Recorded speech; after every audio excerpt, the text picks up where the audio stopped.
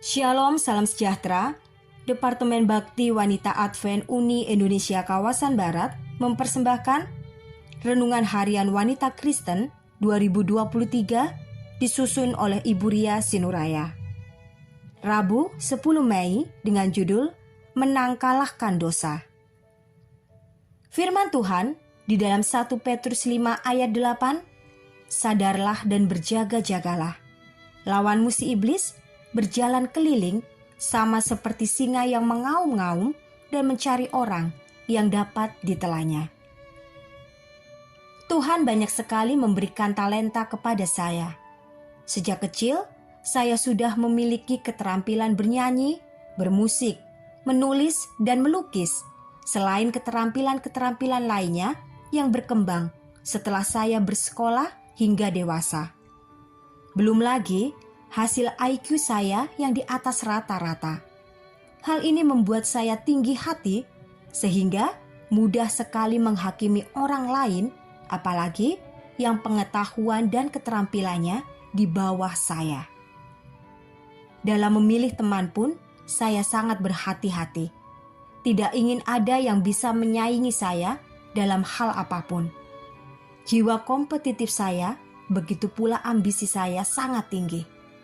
Saya ingat ketika kerja kelompok atau ada program yang harus dikerjakan secara tim, maka saya harus menjadi pemimpin dan didengar serta dituruti kemauannya. Kalau tidak, saya akan marah dan bermusuhan dengan yang bertentangan dengan saya. Namun saat saya dipertemukan Tuhan dengan suami saya sekarang ini yang adalah saksi hidup, betapa dengan mudahnya Tuhan membuat dia jatuh dalam penyakit kronis sehingga kehilangan segala yang diharapkannya. Maka saya tersadar dan memohon pengampunan akan tabiat saya yang tinggi hati, pemarah, pembenci, dan pencemburu. Suami yang ketika itu masih menjadi kekasih saya harus menjalani berbagai macam pengobatan hingga belasan tahun lamanya. Kenyataan inilah yang memberi saya kemampuan untuk melihat bahwa yang kita miliki itu semua berasal dari Tuhan. Tidak ada satupun yang kita bisa ciptakan, tidak ada. Maka tabiat lama saya kini berangsur-angsur saya tinggalkan dengan pertolongan Roh Kudus. Setiap malam saya berdoa sungguh-sungguh agar diubahkan dan disempurnakan dalam Kristus. Saya tidak mau lengah, sebab iblis pasti akan tidak berhenti membuat saya kembali kepada tabiat lama saya itu. Melatih untuk mengendalikan diri setiap hari, itulah yang saya lakukan. Tidak mudah, tapi Roh Kudus mampukan.